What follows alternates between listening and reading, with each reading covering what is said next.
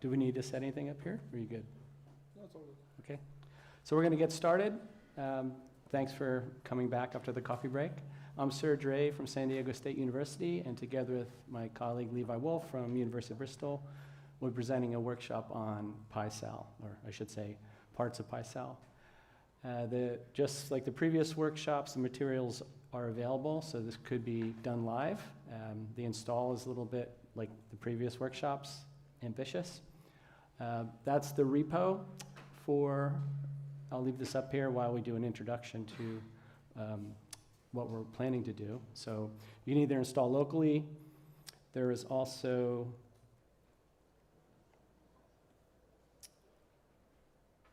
if you don't want to install locally, you can fire up either Binder or code spaces. Those will take 15 or so minutes to launch. So if you do not want to install anything on your machines, those two are the options.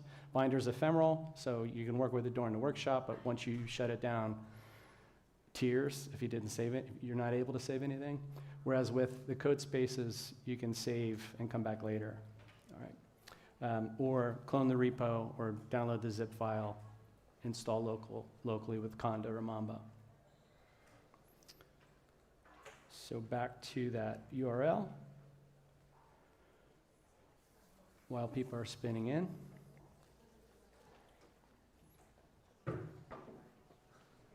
It's great to see the GeoPython world expanding. I was just thinking back to one of the first SciPy meetings I was ever at.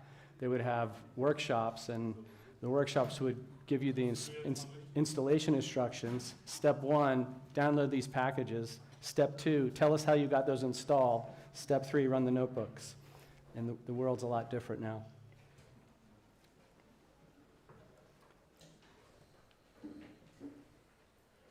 How many of you are familiar with PySAL?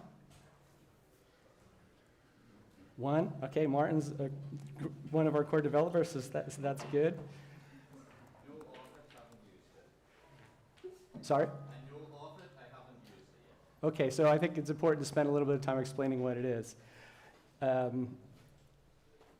It is a library in the sense that we are farther along in the, say, geospatial workflow than the geoprocessing and data manipulation, the kind of things that we saw with GeoPandas this morning or earlier today.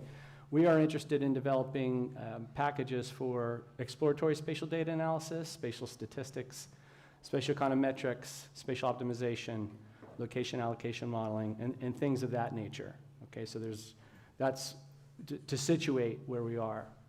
In terms of the way the library is organized, there's 19 different packages that are part of the library, and we've organized these into 4 layers. Lib is sort of the core layer that Martin mentioned earlier. This has some of the core data structures that we need.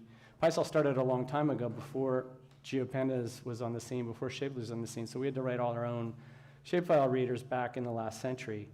And since things have become modernized, we're swapping out our old legacy architecture and relying heavily on things like GeoPandas, so we're ecstatic to see that.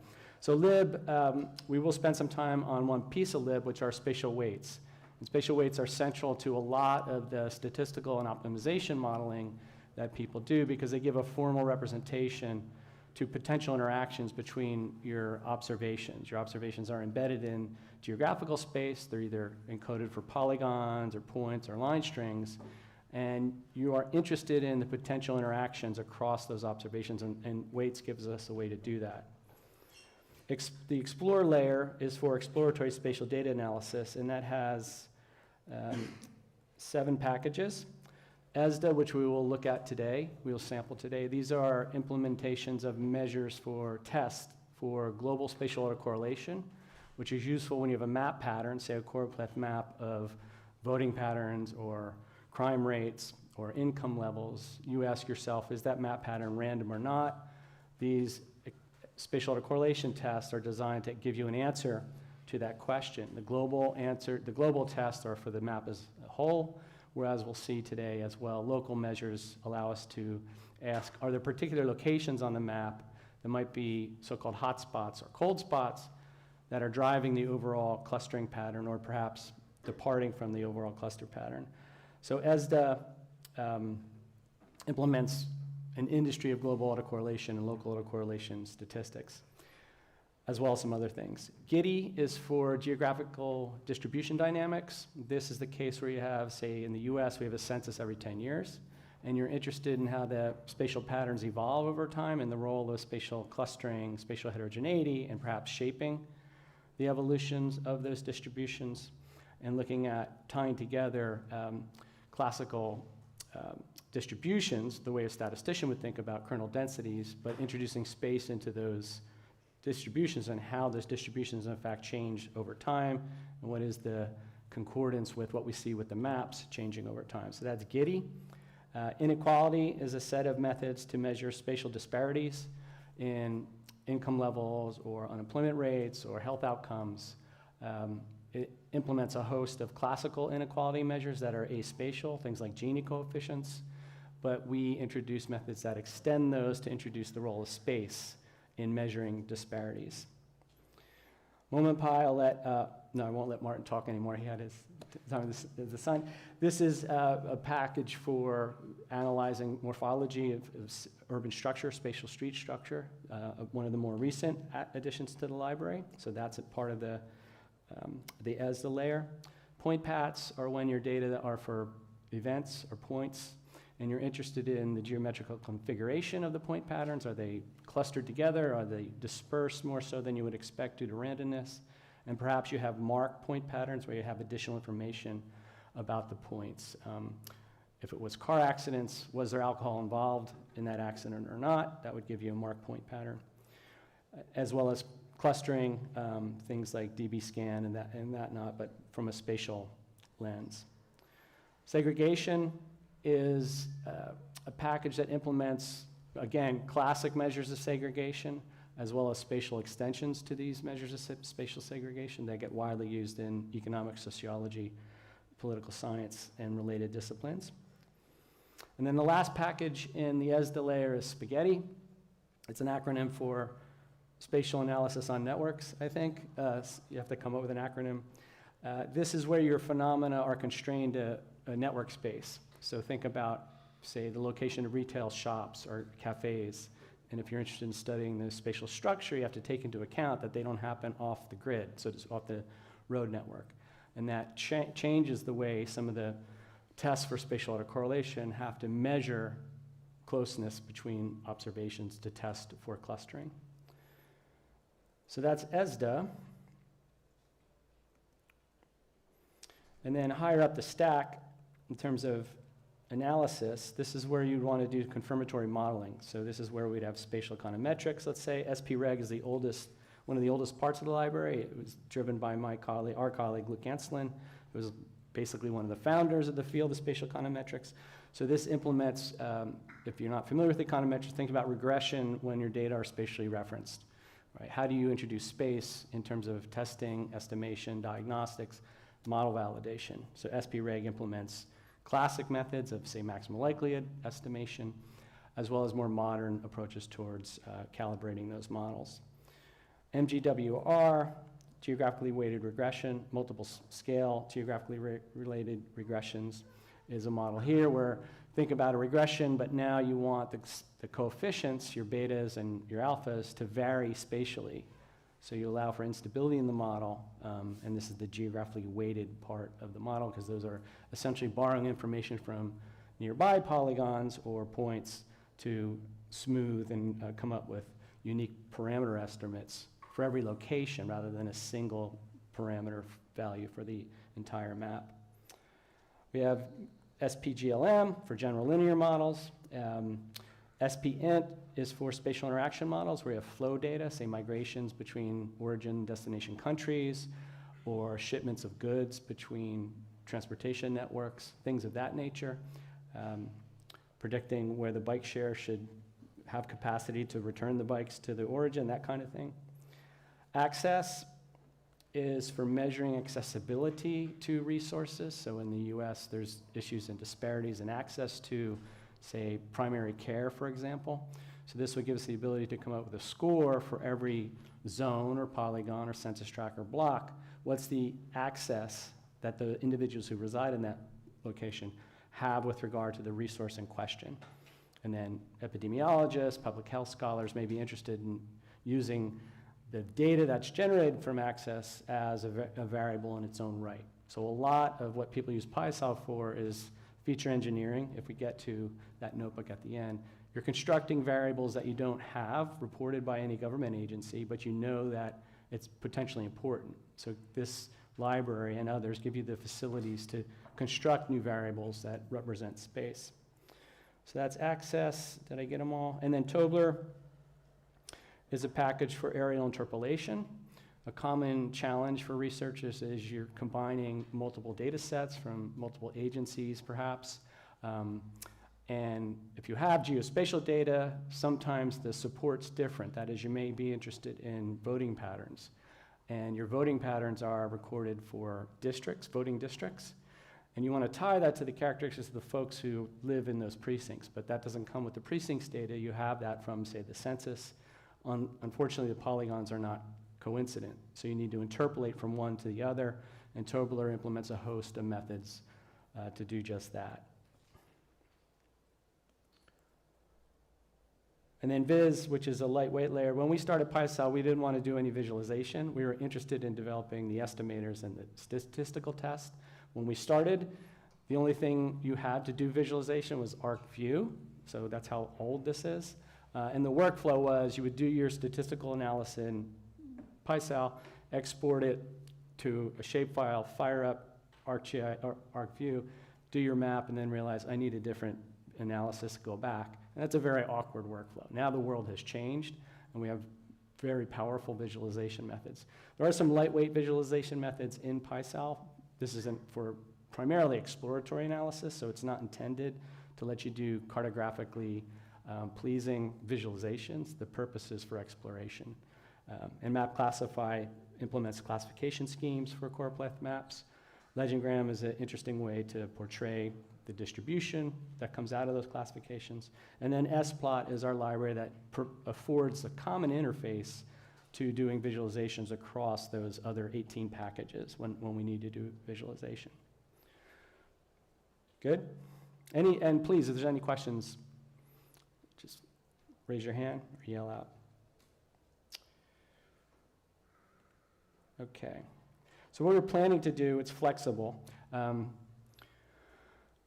We're probably going to focus on spatial weights because we heard about the new features in GeoPandas, which we rely on heavily for geoprocessing and getting the data in shape that then would feed into the statistical analysis. So we're not going to do that. And similar visualization, I was at the EOMAPS presentation this morning. That was fantastic.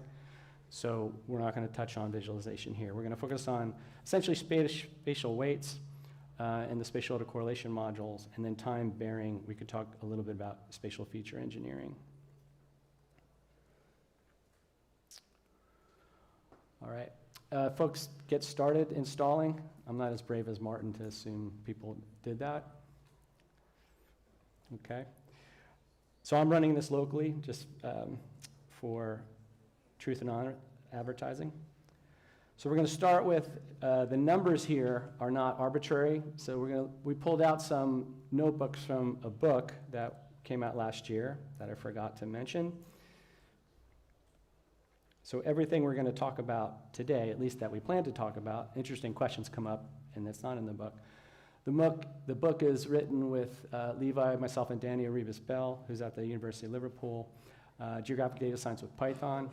The publisher at the time allowed us to do it as an open book, so we started from day one, writing it as notebooks, and got feedback from the world. And then they sell a dead tree copy, so if you want the dead tree copy, you can get it. But it lives, you can interact with the notebooks at that URL.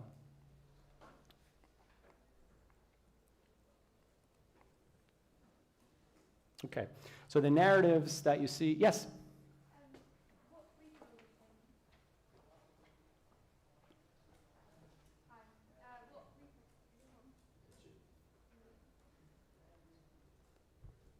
Hi.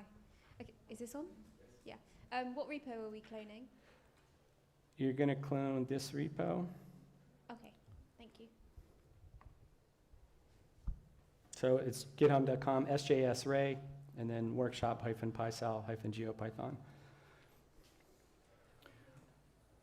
There's also other workshops there. I was at conferences the previous 2 weeks, so there's longer workshops as well, materials there. If you stumble on them, you're free, obviously free to use those. They're out in the open.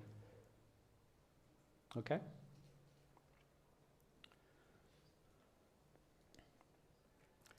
Okay, so the narrative you see here is actually the text for the book. So I'm not going to read it, right? You can read that at your own leisure. I'm going to give you my interpretation of what spatial weights are, our interpretation at a high level. So first draw some pictures and then talk around the pictures. So we rely heavily on the geospatial stack. That gets better all the time, so it's very exciting to see this. And we're going to start with the PySAL part with lib. So we're importing lib. And I'll draw a picture and then we'll back up here. So pretend that your map is a simple set of polygons, right? They could be census tracts, they could be counties in France, or a collection of counties in France. And we have an ID for each of the census tracts. You know visually which ones are contiguous, which ones touch, right? But there's different notions of contiguity that get used for different types of modeling, and PySAL supports those. Weights in general are going to express potential spatial relationships between each pair of polygons. So loosely speaking, are two pairs of polygons neighbors or not? Well, that depends on your definition of neighbors. And we can think about alternative approaches to defining neighbors, starting from simple contiguity. Or if we use a Rook definition of contiguity, those, if you can travel orthogonally and cross an edge, then on either side of that edge are two polygons that are called Rook neighbors. Okay, so straightforward approach. It sounds very simplistic. It is. However, when you deal with geospatial data sets, those coordinates can be very messy. The way the polygons were digitized or encoded could have been done not the most performant way or the correct way. And so you may have polygons that appear to you to be contiguous, but because of errors in the encoding, they are not. Okay, and PySAL assumes you have a planar enforced shapefile or geometries, and it's testing for shared edges and shared vertices, in this case, shared edges.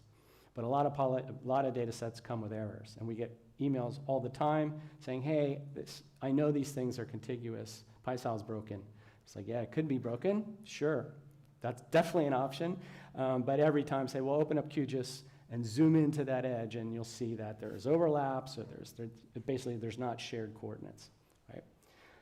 So we're assuming that away, makes our life easier, but we also have pretty performant contiguity detectors. The weights objects get stored, so we have a weights class that has a number of attributes. One are the neighbors. So the IDs are the keys for the Python dictionary, and the values are the neighbors of that polygon. So polygon 0 has neighbors 1 and 3, according to that definition of contiguity. If you want the full weights matrix, so from network theory, we're talking about an adjacency matrix here. It would be an n by n. Typically, you don't want that, especially for contiguity, because in the US, the counties in Florida are not going to be contiguous to the counties in California. So your matrix would be 3,000 by 3,000 with a ton of zeros. But if you wanted the full matrix, you could get the full matrix. So conceptually, the adjacency information is going to allow us to think about the adjacency relationships, where we have a 1 polygon in that row and polygon in that column are neighbors. 0, they are not neighbors. Other attributes that come along for the ride when we create the weights instance are the number of non-zero cells in the matrix. And then we could change the definition of contiguity. So here we're starting with an artificial case. So we could say queen neighbors. Queen is including the diagonal moves on a chessboard, right? So the central cell on a lattice is going to have 8 neighbors. So the graph gets a little more dense, right? More potential interactions, more potential channels of spillovers of a phenomena across neighboring polygons. We have a weights object, a weights attribute that stores the values, and these are binary. Well, they're floats, encoded as floats, but 0, 1. Later on, we'll see that we can have general weights based on some measure of distance between the polygons. Cardinalities, how many neighbors does every unit have? The cardinality histogram. right? So we could visualize what's the neighbor structure or incidence counts for a typical polygon on our graph. Okay, then percent non-zero, that's also an attribute that we get for free. The queen weights are much more dense than the rook-based weights. Okay, so fairly straightforward to start with this boring map, 3x3 polygons, and simple contiguity.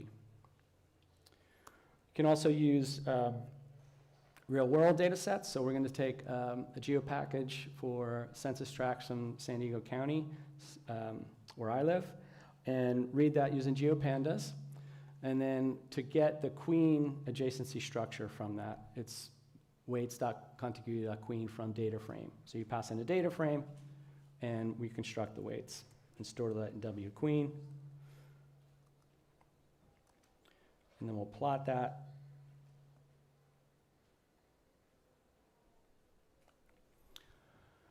So on the left, that's San Diego County. The southern border is with Mexico. So San Diego City is in the southwest corner, so that's the census tracts are tiny there, so you have a high, you can't see them, but if we zoom in, you can see the structure of the adjacency links according to, in our case, the queen definition of contiguity. All right, so that structure is 1% non-zero. So 1% of the matrix has ones, 99% of it is zeros, and hence we don't store the whole matrix, just the information about what are known as the joins, the contiguities. Okay, so that's the cardinality histogram for the queen. We could do the same thing, but change the criterion to rook using the same data frame. And similar interface, so same results. All right, so that's ingesting a data frame. You can also do the same thing. PySAL started working on vector-based data sets because the early people who started the library worked in economics and sociology and planning, where the common data sets are vector data sets. So we're not talking about rasters, but over time people want to do more integration of types of analyses that you need to combine vectors and rasters. So we've expanded PySAL accordingly to deal with surfaces. So this is a TIFF file, a file for Sao Paulo. We're going to read it using RIO Xarray. And then just like we passed in the GeoPandas data frame, we're essentially doing the same thing here to get the weight structure for the pixels. Okay, so it gives us a weight object that has all the other attributes.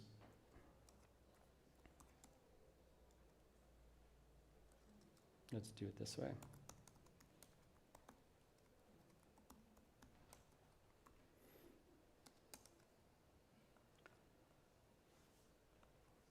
Okay, so there's some properties on there that we need higher up in an analytical stack, so we have to calculate functions of the structure of the weights, but then some of the things I showed you before in terms of and whatnot, they're in there as well. So those are simple contiguity relationships, yes or no. Are these two polygons neighbors? There's other types of weights based on distance, and we can think about binary distance-related weights where two polygons are neighbors if they are within some distance threshold, or we can have continuous weights where we're going to take the distance into account to have a function of how the importance of that neighbor relationship may decline with distance. So we'll start with the binary ones, k nearest neighbors.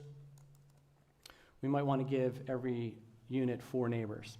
Right? So we say find for every polygon who are the 4 nearest neighbors. K in this case is 4, and we get that for the census tracts. The nice thing about K and N is, well, 2 things. One, everybody's going to have the same number of neighbors. Then that can be attractive for certain types of statistical analyses later. And then second, everyone's going to be connected in a graph theory sense. If we use contiguity, it could be the case that you have true islands in a physical geographic sense, and they don't share an edge with anybody, and they're disconnected when it comes time to leverage the graph theory that underlies a lot of spatial analysis.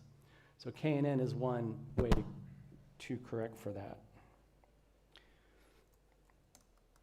Of course, it's a very boring histogram. Everyone has the same number of neighbors. And those are binary, so ones and zeros based on if you're a KNN neighbor. We can also have kernel weights, where now we're going to have a continuous weight, and we can change the function for the kernel. That's going to allow the value to no longer be binary, but rather a continuous value that reflects how far away I and j are from each other, or j is from I. We can change the bandwidth if we want, so we'll zoom in on a subset of the data in San Diego here.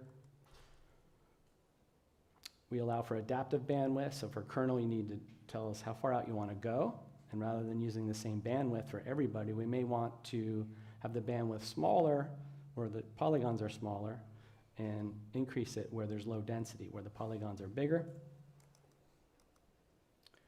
And then we can see how the weight itself changes as you move away from the focal unit, which is the one with the star.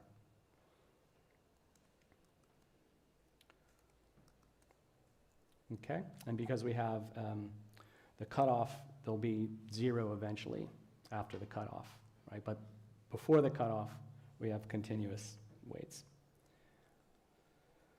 All right, then there's combinations, so we can do distance bands and hybrid weights. So you can say everybody who's within 2 kilometers, census tracts that are within 2 kilometers are going to be neighbors, and I may or may not want that to be binary or continuous.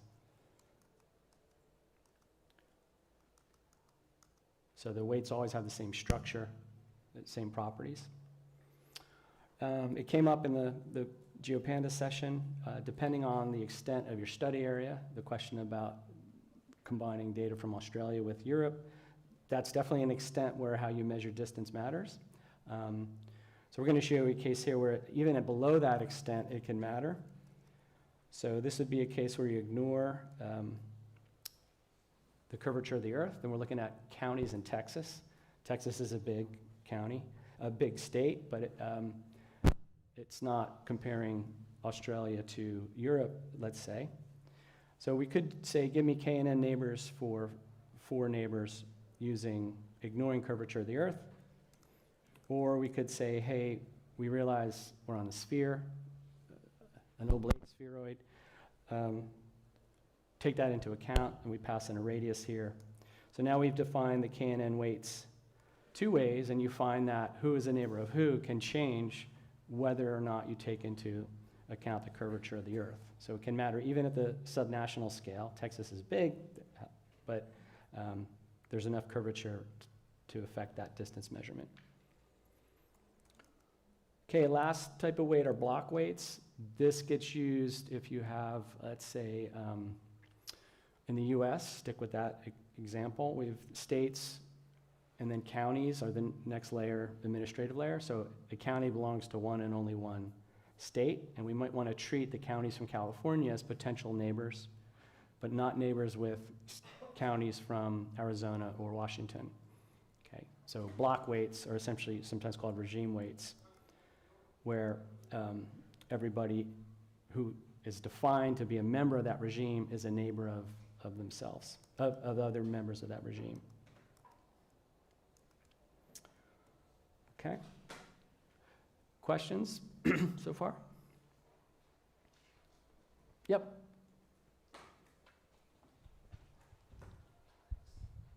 Thanks. I had a quick question on the weights for raster data.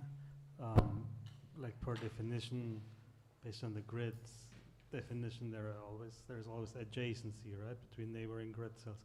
Like, how does this work? Like, if you have, does this work for categorical data or for continuous data? Like, so the something's missing to yeah, be able to the weights follow. are solely, typically only defined about the geometrical relationship, not the attributes for like the bands of a remote sensing image. It's more the pixels. Are they contiguous or not? For rasters, you don't have to do contiguity checks because you know the structure of the layout. I don't know if that's getting to your question. Yeah, maybe we should talk Okay. offline later. Thanks.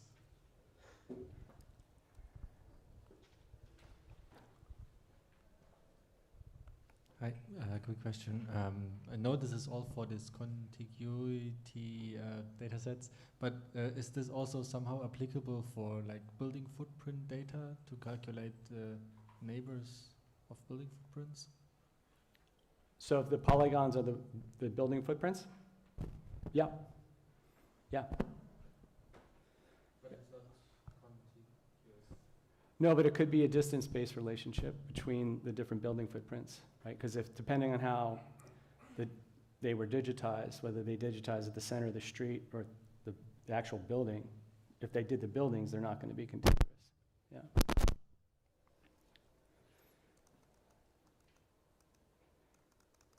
I was going to skip it. I just point out that there's other operations. So I don't know if that's you or me. We can do set theoretic operations on the weights. So you can think about having two weight structures. After all, the queen is bishop plus rook. So if you want to think about it in those terms. And this can be useful. I had a colleague who needed to do, she had traffic analysis zones in Southern California, something like 10,000 of these zones.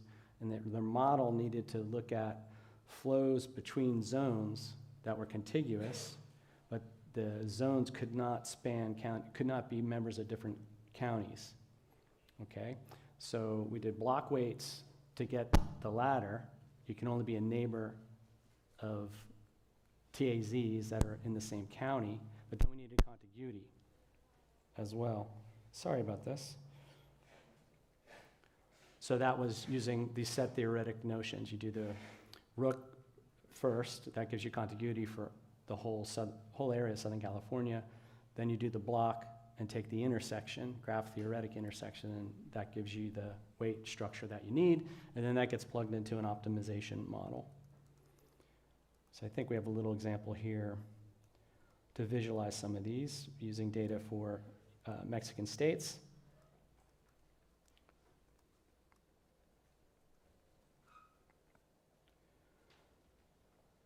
Okay, so we can start with Queen for the 32 Mexican states. That's on the left. KNN 4, so everyone has 4 here. And notice that some of the edges are going to be for non-contiguous polygons. Block weights, there's federal definitions from the Mexican government about which states belong to which region, so that's another alternative. And then we can do the intersection of Queen and block on the lower right using the set theory approaches. So it's very flexible depending on what your criterion are, what kind of weights you actually need.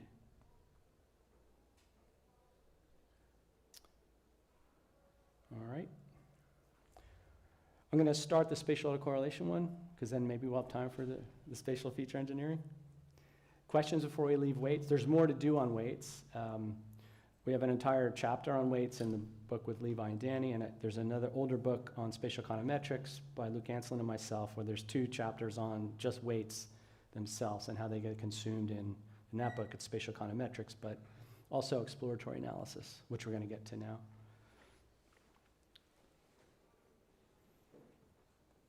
Okay, so then global autocorrelation. We're moving on to this. So the data set we're going to look at is the Brexit vote. Show you the map, and so using the Viridi's color scheme here, lighter hues point to more support to leave for the Brexit vote, okay? The US left Europe a long time ago, so we didn't have a vote. It just happened, but this happened not too long ago, right? So this is the pattern we're interested in, either as political geographers, political scientists, human beings who live either in UK or Europe or on the world. And our question is the distribution of the support or the distribution against random on this map? Right? That's what we're interested in. Right? What does it look like to you? Does it look random? Right? What happened in Scotland? They wanted to stay, right? Pretty clear signature there. Whereas the vote to go was more in the south and to the east. Okay, so it looks to be clustered or non-random. And from a frequentist perspective, our null hypothesis is the process that generated the distribution of those colors is a random machine.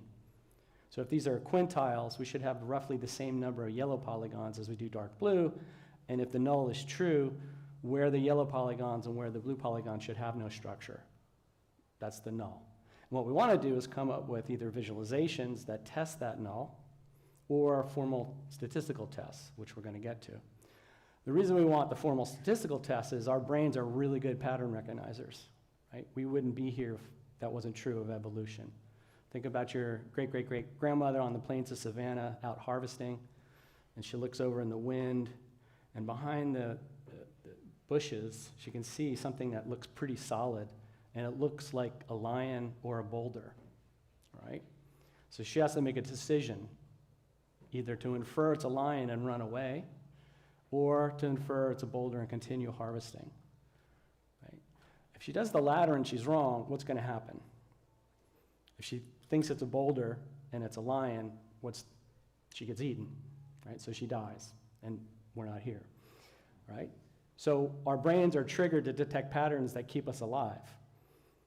And carry this forward through evolution, we detect patterns even when there's maybe not a pattern there. So we have to think about that cognitive processing that happens in our brain. On top of that, the problem here is that every polygon from a statistical perspective counts the same.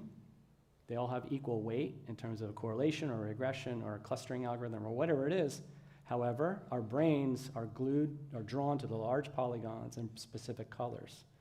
And because they're all different configurations and shapes, this is not a remote sensing image, that makes it complicated on top of the biases we have already to detect patterns. So we want to couple the visualizations, which are powerful, together with these measures. All right, and we're going to use a simple contiguity weight that we saw how to do this. We're going to use KNN weights with 8 neighbors from that data frame for the vote. And we're going to do what's known as a row standardization. And a row standardization takes the matrix of ones and zeros and standardizes every row so that they sum to 1. And we do that because we're going to use the weights to construct essentially a spatial lag or a weighted average of the votes in these are LSOAs, which stands for local super output areas. We want to know, is there a relationship between the vote in the focal polygon and the vote in the neighboring polygons? And the latter is calculated as the average, the weighted average.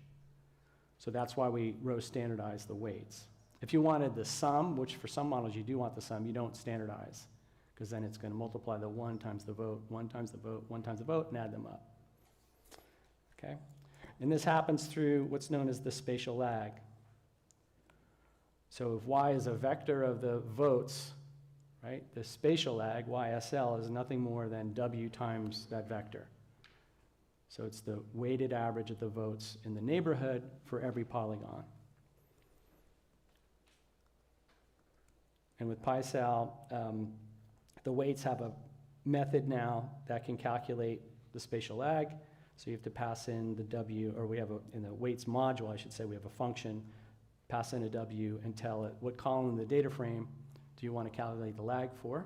So we're using the percent leave. And then we can plot these two maps.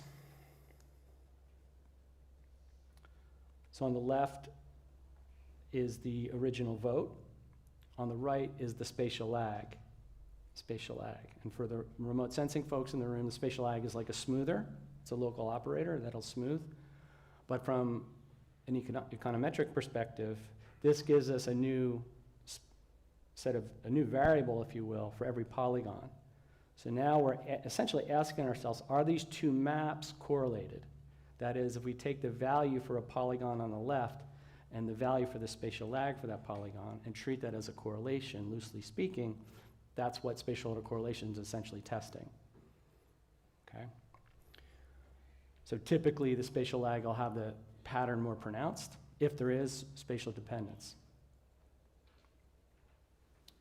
Okay. So we're going to sneak up on this notion of spatial autocorrelation. It's a mouthful, so it's spatial. That shouldn't take any explanation for this crowd, right? It's autocorrelation. Auto because it's the same attribute, percent vote, percent support, auto, right? And then the correlation, it's correlating these two maps, okay? There's more complicated models later on. We may not get to them for bivariate spatial autocorrelation, where they're two different variables, but we'll hold off for now. So we're going to start with people familiar with spatial autocorrelation. So not many? Okay, so we'll start with trying to build our intuition. We're going to pretend like we have a binary map.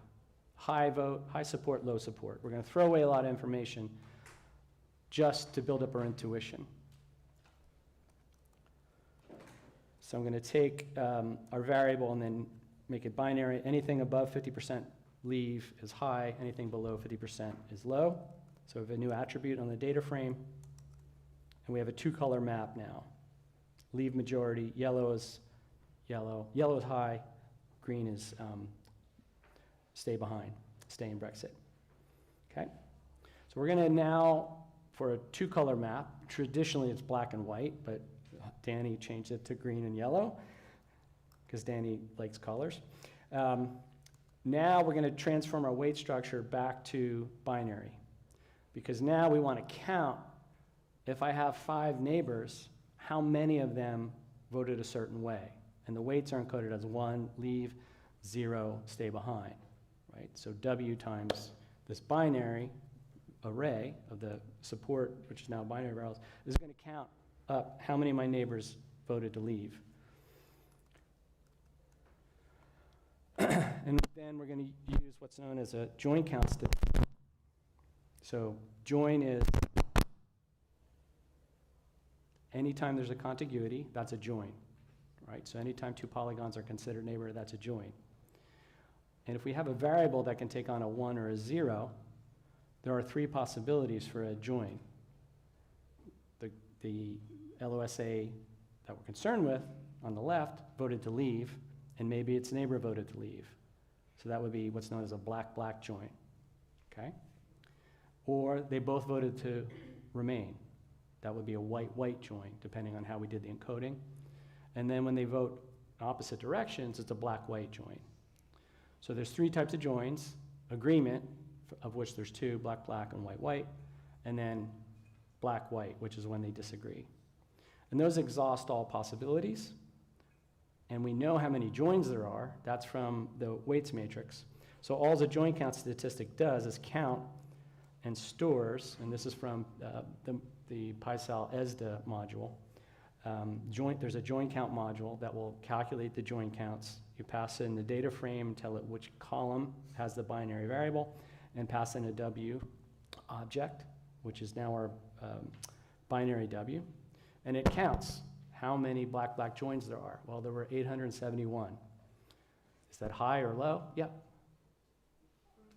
Sorry, maybe I missed it. Are we at some point considering how many people... Sorry, I forgot about the microphone.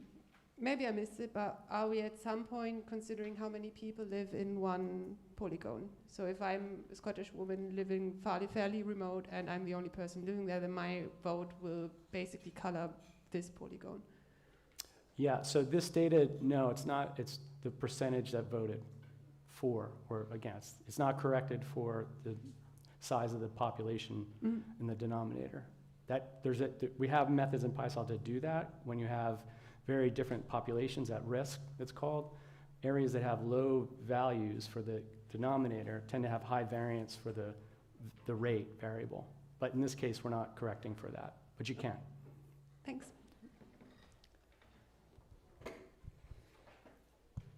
Okay, so we have 871 black-black joins. We have 302 white-white joins, and the rest are different votes for neighbors.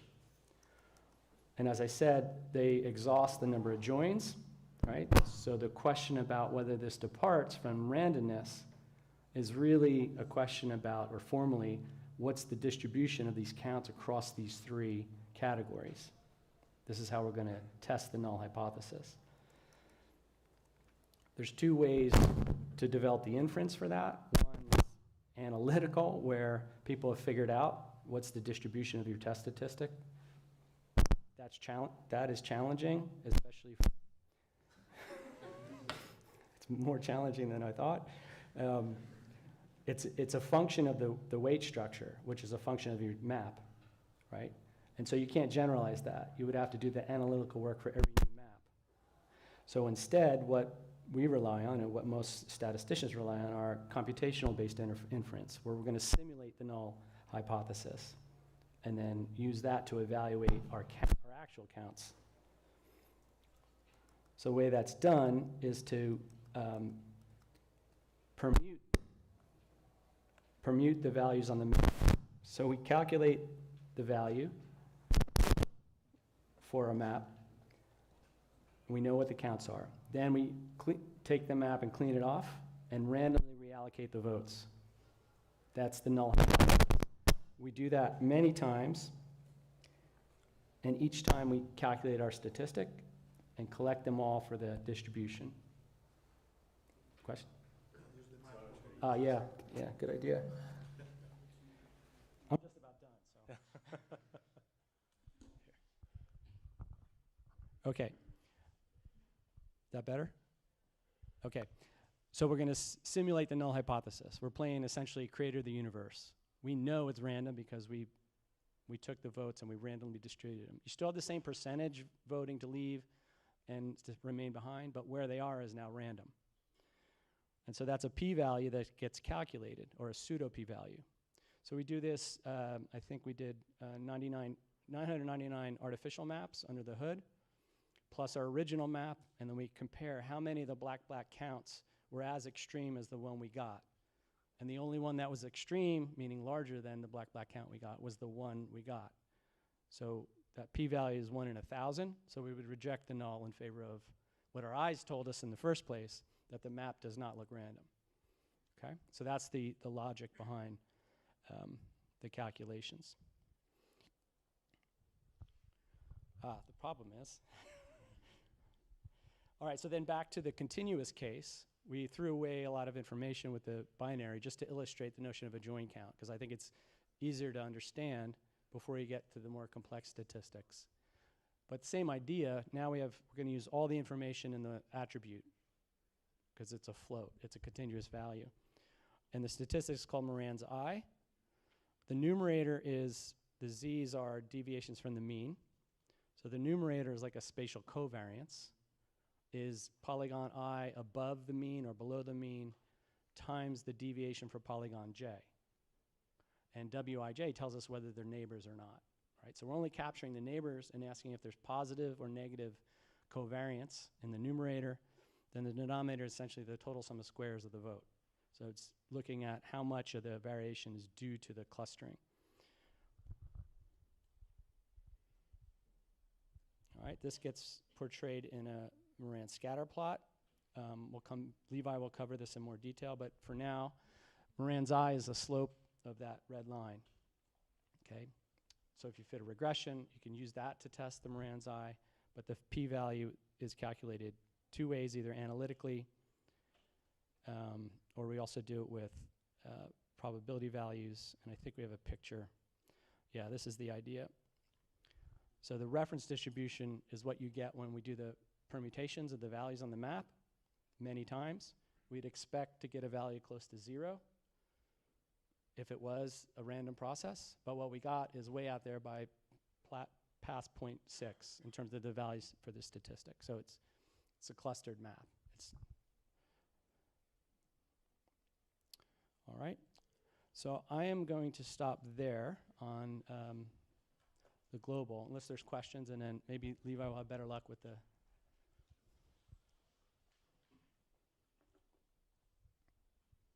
You want to use this or give that a try? I'm going to give it a try by setting it on the table and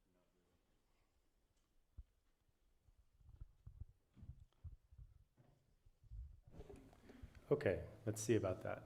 Hopefully that'll work okay. It's a little bit of feedback, but that should be fine. Okay, so just to go back a little bit. Local spatial statistics are all about trying to understand the relationship between a site and its surroundings. Usually we want to figure out if an observation is similar to those that are nearby.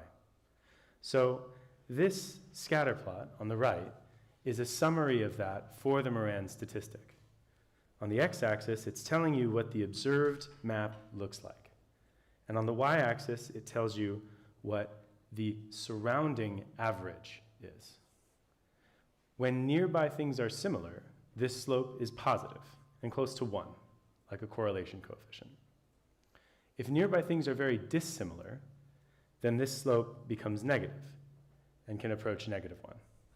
Okay, so the Moran statistic is kind of like a correlation that tells you about the relationship between a site and its surroundings.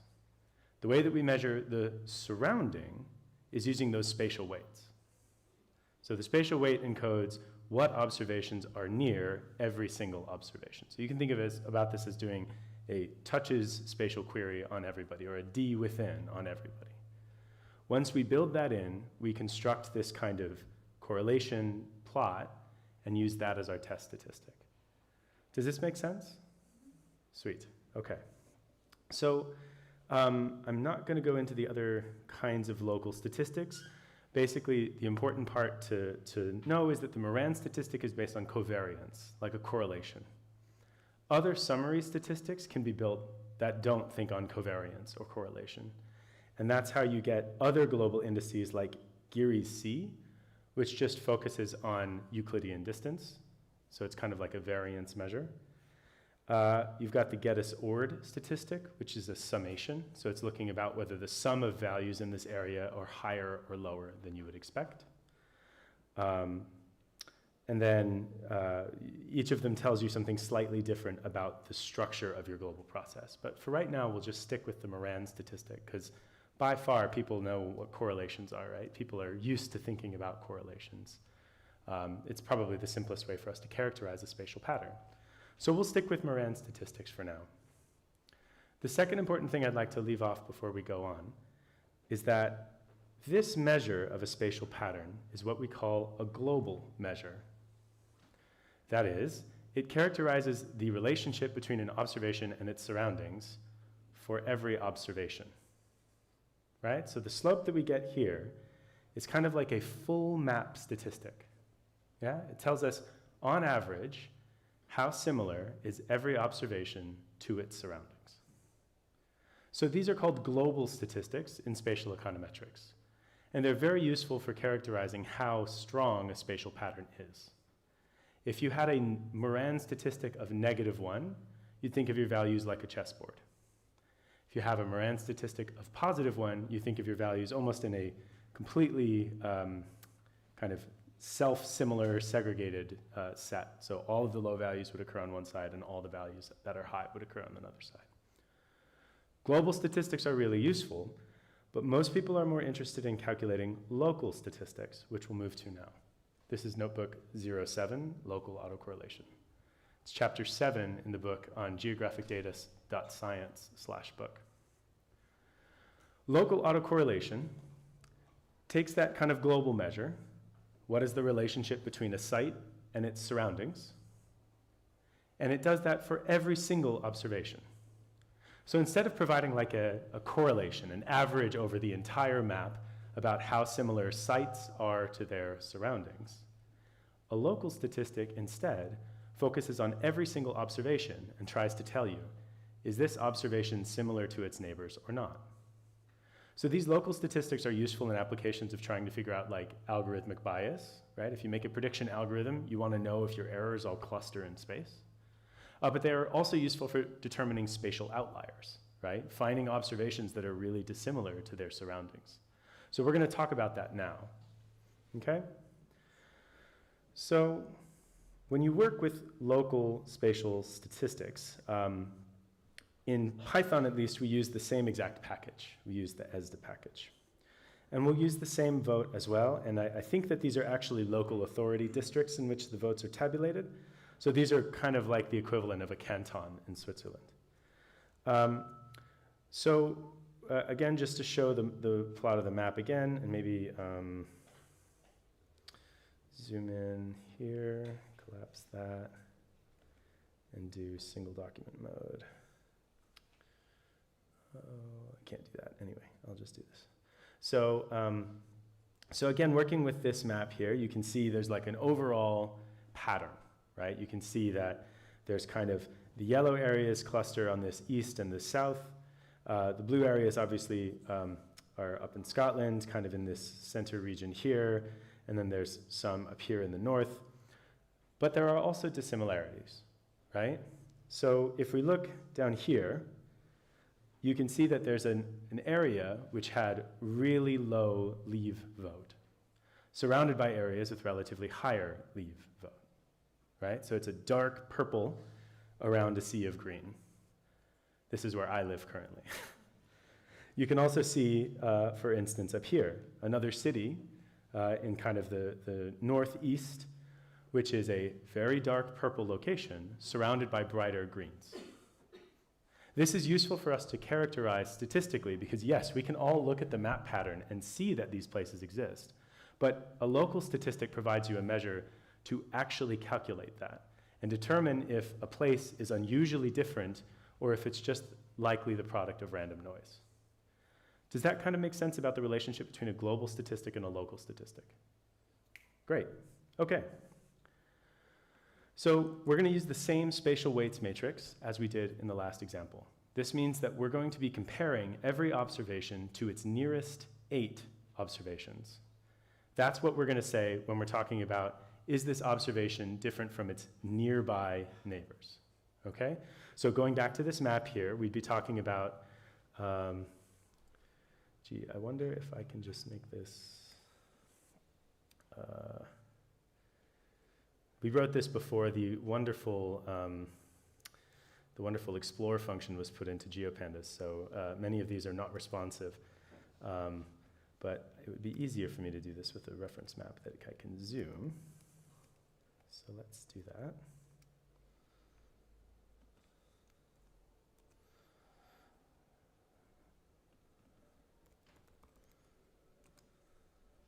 So yeah, here we go. So taking, for instance, this example area.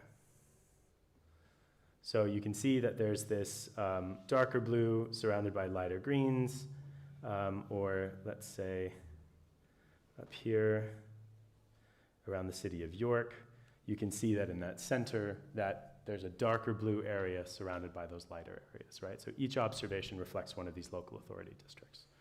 And so for York, its nearest 8 neighbors are going to be 1, 2, 3, 4, 5 around them that are contiguous, but then might extend down further to nearby polygons that are slightly further away. So it's not restricted to contiguity, we're just taking the 8 closest local authorities. Okay? Yeah? Why 8? Arbitrary, you could change it. There's a function that we have, so the question in the room was why 8? So 8 is an arbitrary choice. You can choose 1, you can choose 10. There's a neat little technique that people use known as a Moran correlogram, where you increase that k out to some very large number, and you check to see if you get kind of the same results. There's some good kind of prior work in econometrics that suggests that as long as you have reasonable weights constructions, you should get relatively similar results. But in the exploratory statistics, that's not the case. So you really do need to be careful about what kind of nearby you're using when you want to calculate these statistics. Here, I would probably use contiguity. We're using the KNN weights here because there are islands in the UK that we didn't want to have to deal with, like joining them together and doing that in the chapter, so we just used a KNN, and we could have used a KNN of anything. Was that the same question? I had a similar question, but with one extra layer. Yeah, sure. So in general, I do the opposite situation. I think I'm not searching for outliers or noise, but I want just to reduce the correlation of data. Okay. And then I do, for example, DB scan. Yes. First find clusters, and then try to somehow break them into non-correlated data sets. Sure. And there was the K, and in the DB scan there is also the distance. Yep. So I wanted to ask you if there is something in PySAL that could automatize that, because there are always arbitrary numbers, 8, and then 500 meters, 1,000 Yes. meters, and then you have a good result, but it's totally arbitrary. Yeah. So the challenge is that there's no proper score for this particular problem, right? So like if you've got a dimension reduction problem, which is, it sounds like it, you've got some kind of measure of the loss that you have from doing a clustering, right? So if you make too many clusters, you lose too much, you don't lose enough information.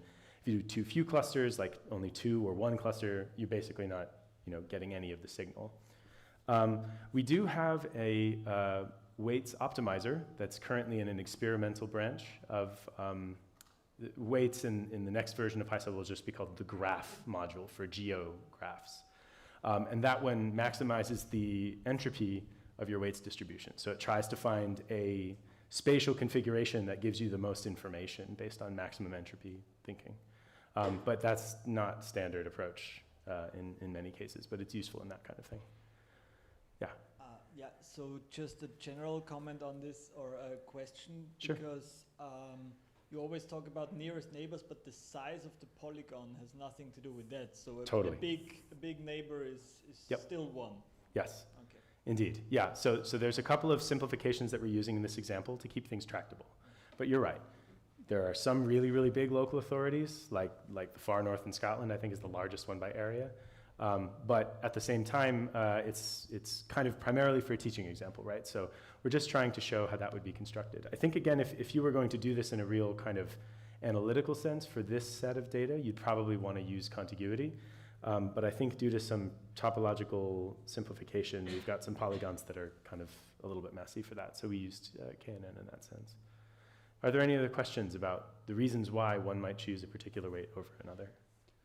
On that question, we also have shared perimeter weights, Yes. which would allow you to operationalize, I think, the question. Indeed. So what a shared perimeter weight does, let's say, so you can see that, maybe we'll go over here. You can see that, let's say, this local authority that I'm focusing on, West Lancashire, shares a very long boundary with this Sefton local authority. However, it has a shorter boundary shared with this Chorley local authority. So a shared perimeter weight would be like a contiguity weight, but rather than assigning anybody who's touching to have equal weight, you weight them proportional to the percentage of the boundary that is shared. So that allows you to even get at some of these senses of, even if they're touching, some of them are touching along the entire length and some of them might only be touching at a certain point. At the same time, you can also bring your own kind of interaction-based weights if you want to. So something that's pretty common here is when you get trade tables between countries, we standardize those to reflect flows and we use them as a weight. And that works the same. So it's fully up to you. We're just kind of demonstrating one common analysis to show the technique of local and global statistical testing. Any other questions on that? I know that the weights kind of seem abstract and we put them up front because they're kind of important to understand. But then when it comes to actually doing the testing, it's really useful to think because they're how you, in social science we would say operationalize. They're how you make real the concept of your spatial relationships in a statistic. So most of kind of the heavy lifting of thinking about how you're going to represent the world in your statistic comes from the spatial weight. Does that make sense? Cool. Any other questions? All right. So, like I said before, the global statistic is trying to kind of characterize the average relationship between an observation and its surroundings, whereas a local statistic is trying to tell you, is this specific observation unusual for its surroundings? And we're going to focus on calculating those statistics now. So, as in the previous chapter, we're going to use these weights, and we're going to create this spatial lag. How many of you have done work on time series? A few. Okay, so many of you will be familiar with the term lag, right? And in a time series sense, a lag is the value of a previous period. You can also think of a lag in a more general sense that it is some kind of reduction of past time periods, right? It could be a moving average, it could be a moving median, something like this. It's in that sense that we're going to use it in the spatial context. When we say spatial lag, we're talking about some kind of statistical summary of the surroundings of each observation. Nearly always we're using an average. So this represents like a spatial moving average. Is that good? So we've got these two and we've got their scatter plot here. And again, from the previous notebook, you can see that there's kind of a general positive association between these two things. And if I'm just reading that association, what that tells me is that places that voted leave tend to be near other places that voted leave. Likewise, places that voted to remain tend to be near other places that voted to remain. Does that make sense? So when you break this down into parts, we can kind of do this interpretation. Any correlation scatter plot can be centered on the mean of x and y, right? And that's just what I've done here. I've drawn some lines to indicate where the average percent leave is on the x-axis, and then the average is repeated again on the y-axis. So I've cut the graph into 4.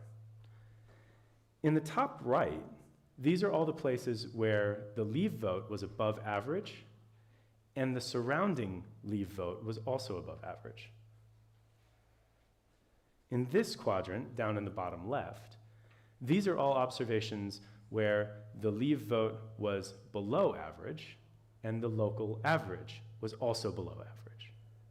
So these would be areas that all tended to cluster in their vote for Romain. These would be areas that all tended to cluster in their vote for leave. Does that make sense? So those two quadrants kind of capture the idea of like a hot spot and a cold spot. If anybody's ever had to do like hotspot detection and use a kernel density estimator, slightly different concept here, but it's similar in its notion. These two outside quadrants, the LH and HL, reflect situations where observations are dissimilar to their surroundings. So let's focus on the HL one first. The HL quadrant are places where you have high vote to leave, but low surrounding vote to leave. So we go over on the x-axis, which is the site's vote to leave, and then we go down, which is the local average vote to leave, right? So these would be leaving areas surrounded by places that want to remain. Likewise, the LH quadrant have lower than average leave votes, surrounded by higher than average leave votes. Is this making sense? So you've got the global statistic, which is just the line of best fit through that point cloud. But then you've also got these classifications of every single observation. And you can do this with any correlation style coefficient. Here, it's useful because we're doing it with a measure that, on the y-axis, relates to a local average. So this gives us kind of an initial way for us to start talking about a local statistic.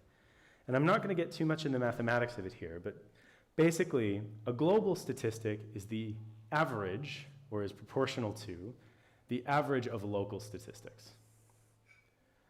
Based on some properties and some rescaling, you can think about it in that way, right? So you're going to get some kind of global measure that that reflects kind of the average local measure. But some places might have really strong negative local autocorrelation, be really dissimilar in a given place.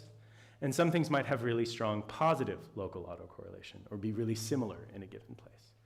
And what the local statistics allow us to do is characterize the contribution of each site to that global statistic. Does that make sense?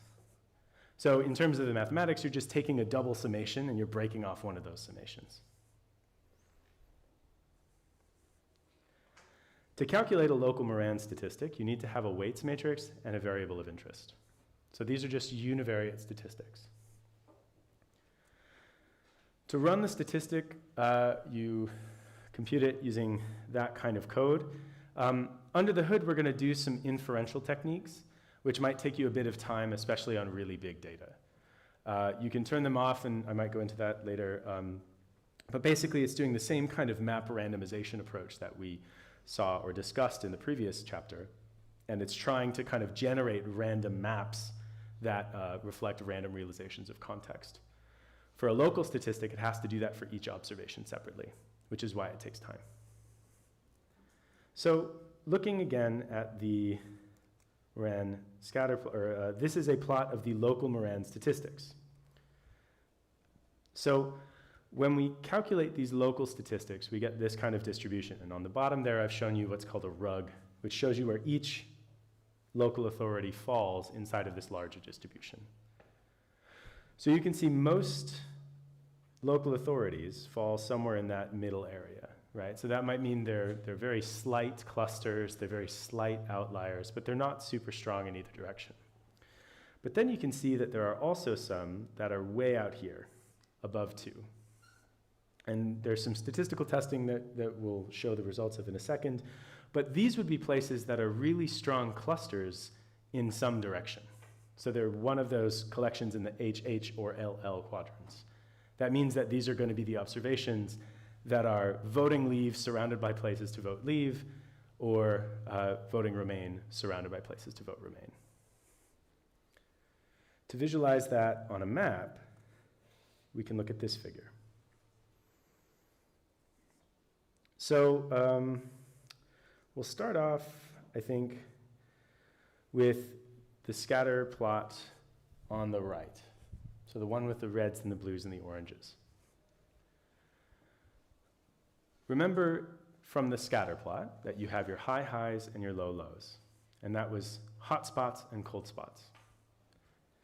In the map on the right, we've represented that using dark red and dark blue. So when you see LL, or dark blue, that's an area where the vote was strongly leave, and it was surrounded by places that were also strongly leave. When you see the dark red, these are places that voted to leave, and they're surrounded by places that strongly voted to leave. I think I got that backwards. The low would be places that voted to remain, surrounded by places to vote remain. You can also see the 2 outlier categories, the high lows and the low highs. These would be places that either voted strongly to leave, surrounded by places that voted to remain, or vice versa. So you can see, for instance, down here, you have places that voted to leave. They had high values on the x-axis, but they were surrounded by places that voted to remain, low values on the y-axis. Okay, so this gives us a way to characterize the structure of the map relative to the average vote. It also tells us something about the local structure of the statistics. Using a statistical permutation technique, on the left, we get a measure of how strong the local signal is relative to some simulation. The simulation technique takes every single site and holds its value constant and then shuffles the rest of the map, because that's the required statistical technique to give you like what would happen if your neighbors were random, basically, if your neighbors voted randomly. So we do that for every observation. We do that 999 times. And then we compare the observed local statistic to what you get from that randomization. And the blue areas don't show statistically significant clustering or outlieriness. The brown areas show statistically significant clustering or outlieriness. Okay? So you can see that Scotland shows up very clearly as something local is going on. And the map on the right now is the map from above with all the reds and the blues. But now we've filtered it by statistical significance. So all the places that are not statistically significant clusters or outliers have been just shown in a gray. And all the other color classifications have been retained. From that map, and it probably looks a little bit better locally, you could make a lot of conclusions based on the local structure of leave voting. For instance, Scotland, in general, voted to remain. Its leave vote was really low, and everybody in Scotland is surrounded by places that were also really low. Likewise, London, by and large, was a cluster of remain voting. You can see all of those values there are dark blue. So that's what it tells us. It also tells us the same thing that we saw visually from the original map, that there was kind of this ribbon of leave voting snaking along the eastern coast of England. So these statistics allow us to rigorously characterize those map patterns using a score like this, right? It lets us pick out these patterns and try and make conclusions about them. So when you're working with these actual statistical classes, you get these, the quadrant values. So the quadrants are numbered. counterclockwise, starting with 1 in the top right. So those would be the high observations, going to 2 with the low-high observations. So just to go back up here. So in the output of the statistical model, the high observations are in quadrant 1, the low-high observations, so these are these are remain voting places surrounded by leave voting places, are in quadrant 2. The low cold spots are in quadrant 3, and the high lows are in quadrant 4. So when you get the output of the statistical model, you'll be able to make the maps like this, but you'll also get these kind of quadrant variables that tell you what kind of site is every single observation. So you'll be able to characterize them immediately if they're in that kind of hot spot or if they're a local outlier kind of thing. And you can see that in terms of the observations, they kind of fall into the 4 quadrants in a very different pattern. So since we have positive autocorrelation, nearby things are similar to one another, you would expect that you have way more observations in quadrants 1, in the hot spots, and 3, cold spots. And you see that in this contingency table here, hopefully, if the font is not too small. Likewise, in those negative autocorrelated areas of that scatter plot, so the low highs and the high lows, you'd have fewer counts. So you can kind of see how you're piecing this global statistic that tells us about the relationship on average between sites and their surroundings to the local statistics and where they fall in that scatter plot. So when we're talking about kind of the number of statistically significant observations in the map, one thing that's really important to remember is that a local statistic is conducting a statistical test for every single observation. This is really common in a lot of different applications, but it induces something in statistics known as a multiple comparison problem, right? If I do 100 statistical tests, I might get a statistically significant result just by chance, right? And it doesn't mean that I found anything true, it just means that my test has a limited error rate. And in a local statistical test, you might have 10,000 observations. So in order for you to make strong conclusions about what the structure of the observations are around every site, you'd need to kind of be aware of the fact that the p-values need to be corrected for that multiple comparison problem. So you can see that here, you know, we have quite a few observations that are still clusters, and we might need to correct for that issue. So if we wanted to do that, you might be able to see here you have all of the p-values for each of the sites. This reflects kind of like a level of evidence in this particular framework that the seen statistic is different from the null. And in this case, this first table tells us that the smallest p-value we get is 0.008. And a typical correction that's used in local statistical testing is to take your p-value and divide it by, or take the significance level and divide it by the number of observations or number of tests that you're making. So you can see here that you run out of power really, really quickly, but these are very useful illustrative tests as well. I think that'll be enough about the statistics on that front.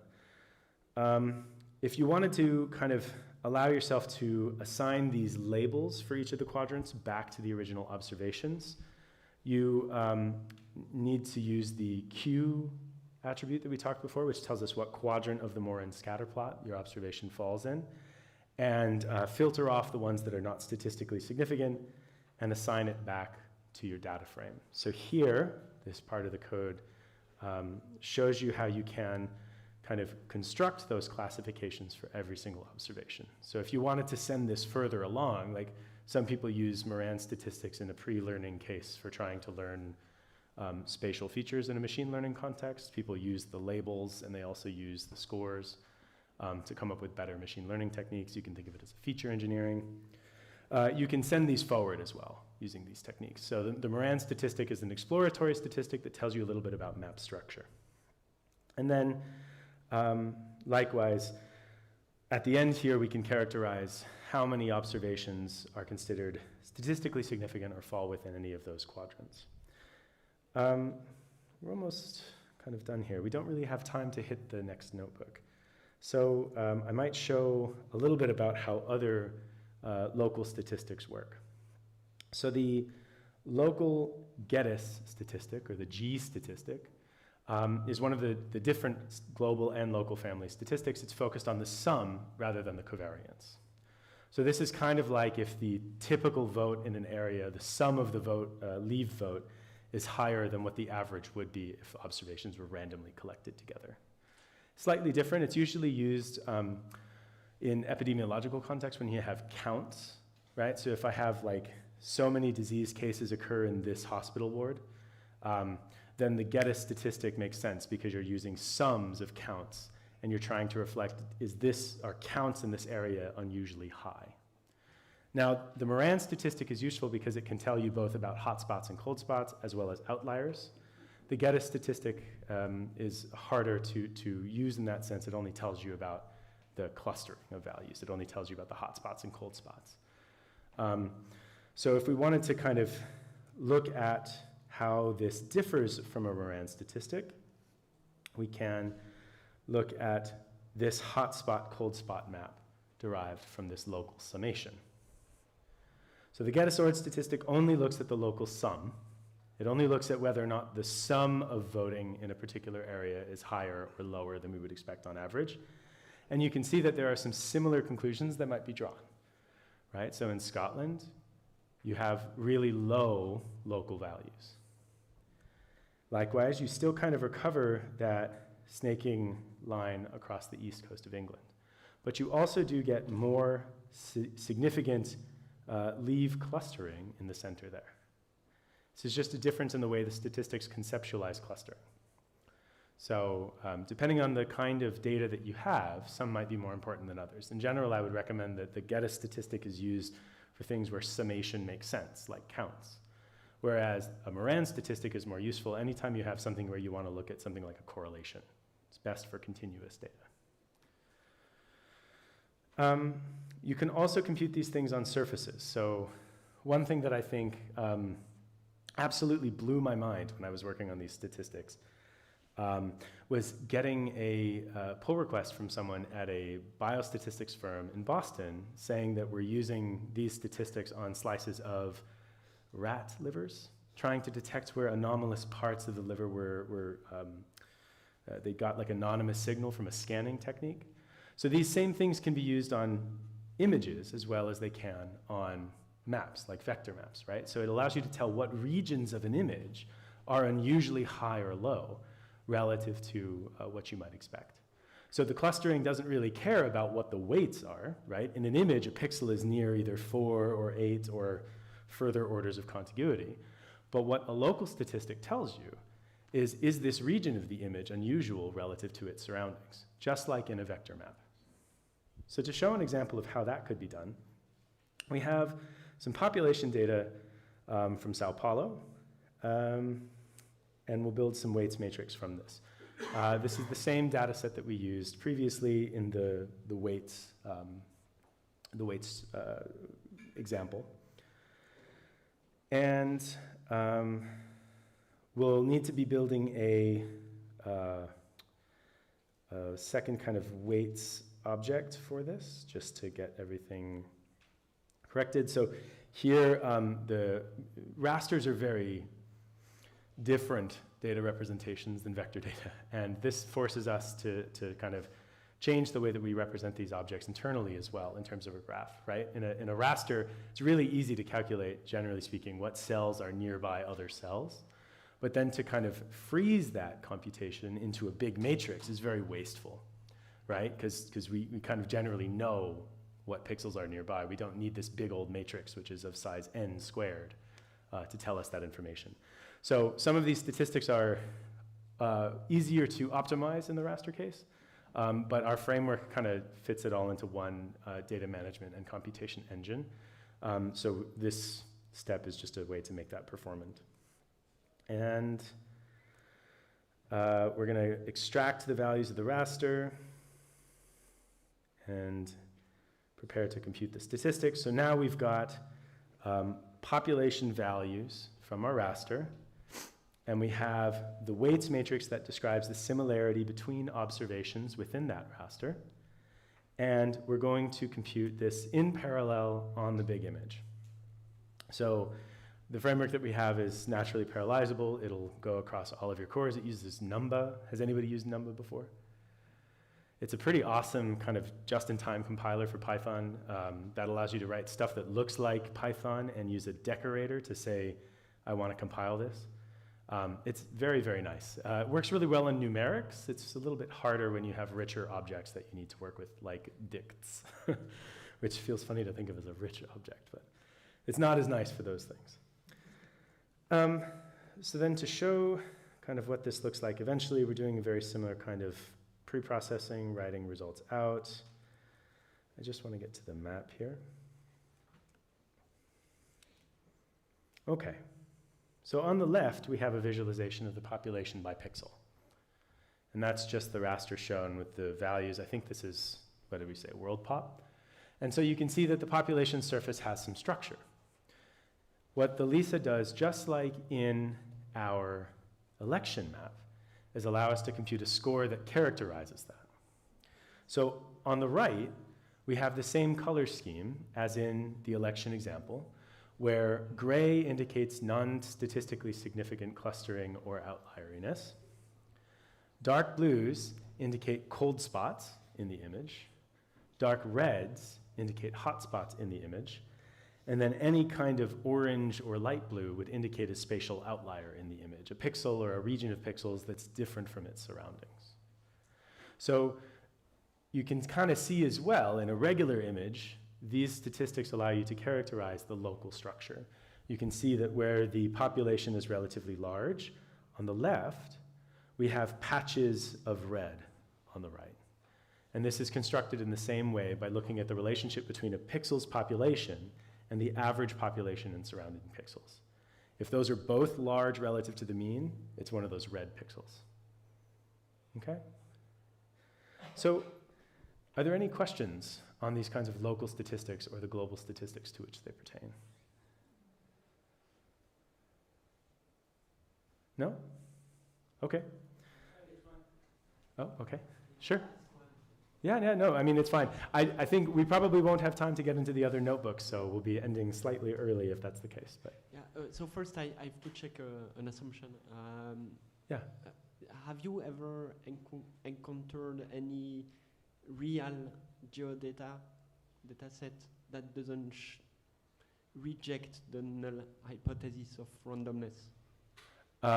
There are definitely data sets that do exhibit randomness in variables, yeah. There are data sets that have negative spatial autocorrelation in variables. Negative, okay, but like random process observed? Yeah, there are definitely ones that you cannot reject the null hypothesis, that they do not appear to be clustered. Yeah, for sure. And there are also variants of these statistics that then lets you condition on other variables. So let's say you have an outcome and you know that it's explained in part by some other variable. Yeah. You can look at the structure that remains in Y after conditioning out the dependence due to X. So these are just simple univariate statistics, but they present kind of a whole framework with which the deviation from randomness is useful to tell after you've conditioned for confounders. Does that make sense? I think so. So yeah, univariate-wise, it's not as interesting. Okay, but then you agree that it's very rare that you observed no autocorrelation in, like... I mean, sure, in a global sense, yeah, it's oftentimes things are autocorrelated. Yeah, because I see actually a great use of the work, because I think most people that worked on Moran's I did it in the study, it's mainly a research topic, but actually all our data sets are autocorrelated and we could use it as a test. If before publishing our data we test for autocorrelation and we get something random, it means certainly that we made a mistake. So it's something I think great to include in test, because we should not get random autocorrelation. Yeah, I mean, so that's one way to think about it. Another way to think about it is think about the research context in which the tests were developed, which is to check for autocorrelation and regression residuals. So if I have a model and it's making predictions, and those predictions are spatial, if those errors cluster, something's wrong with my model. I can get more predictive accuracy out of my model by fixing that.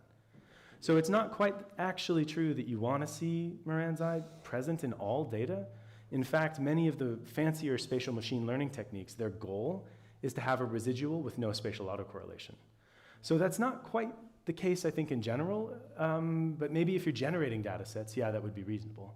But if you have a model, it's completely not the case. Does that make sense?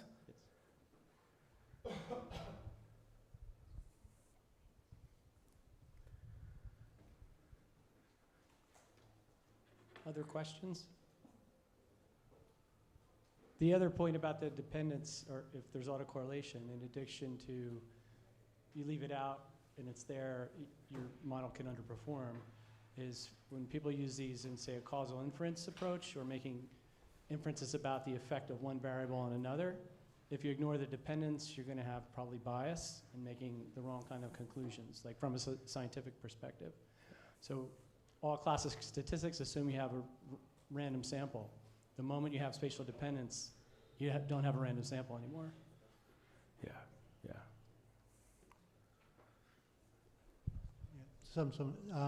Previously we've used looking at these sort of numbers of Morans and things in identifying which predictors to use in modeling. So you quite often have a predictor data set of, say, 100 predictors, but you only want to use the 10, but say 10 of those 100 are related to, I don't know, temperature or something like that. So you can start looking which of your temperature ones correlate less with your rainfall ones, for instance, or something like that, and try and play to find your final variables. So that's an application. That's a really good way to use these kinds of test statistics as an exploratory thing before sending stuff into a model. Some people use them in a feature engineering context to make their machine learning models work better.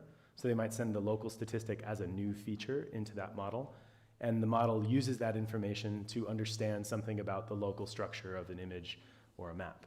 So that's a very common way that people use it. And then, as I'm suggesting, on the output of your models, it's also important. If your error is spatially structured in clusters, you're leaving some information on the table.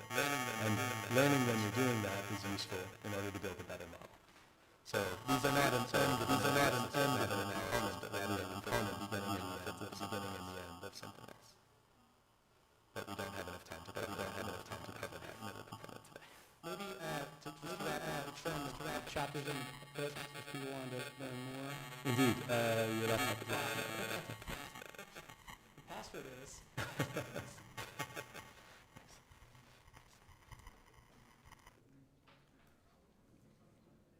Cool. So, so as I mentioned, these are chapters out of a book on geographic data science in Python, which covers these kinds of statistical techniques that are useful in both academic but also applied contexts. So some of the things that we didn't get to today, for instance, are how to use spatial weights in order to do better feature engineering, to come up with better features that help your model learn about spatial structure in your data. This is oftentimes useful for people that have to do some kind of modeling, but don't necessarily have a way to work geography into it. And so we see a lot of these used in that case. These chapters were chapters 4, 6, and 7 from the book. If you go to geographicdata.science/book, that's where it lives online. So later chapters, such as the spatial regression chapter, are more kind of about how to incorporate, let me see if I can find, more about how to incorporate spatial information into so you can see here, this is kind of a case where I'm talking about before. This is one of those Moran plots that I mentioned, where you have the lag of the residuals on the y-axis, and you have the residual on the x-axis. And if you see dependence in this plot, your model's errors are clustering in space. So that means that your model errors are not random, they're not salt and pepper, they're structured spatially, which might mean that you can include more information to get higher predictive accuracy out of your model. It's like a diagnostic, right? It's a local bias check. So we cover that in chapter 11. We don't have time for that, nor for the feature engineering section, which talks a little bit about how to use these techniques to build new features to use your model on, rather than kind of ending the analysis with something that might be aspatial. Or if you say you have to use a particular algorithm for comparability purposes, you can't use some spatial variations of those models. This will give you a way to kind of build in space to that model, even if the learner itself isn't spatial. So, cool. Any other questions? No? Okay. Well, I think that's probably fine. Great. Well, thank you very much.